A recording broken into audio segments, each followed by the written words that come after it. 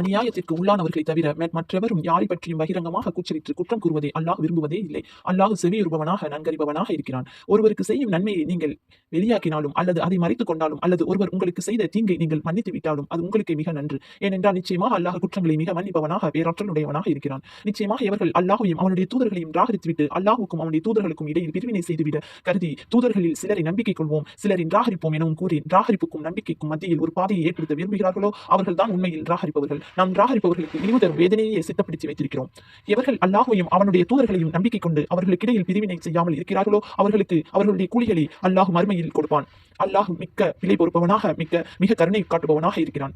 நபியே, வேதத்தை உடையவர்கள் அவர்கள் விரும்புகின்றபடி வானத்திலிருந்து அவர்கள் மீது ஒரு வேதத்தை இறக்கி வைக்குமாறு உம்மிடம் கேட்கின்றனர். நிச்சயமாக இதைவிட பெரியதொன்றையே மூசாவிடம் அவர்கள் கேட்டு அல்லாஹ்வை எங்களுக்கு கண்கூடாக காண்பிப்பீராக என்று கூறினார்கள். ஆகவே அவர்களின் அநியாயத்தின் காரணமாக அவர்களை இடி முழக்கம் பிடித்துக் கொண்டது. இது மட்டுமா,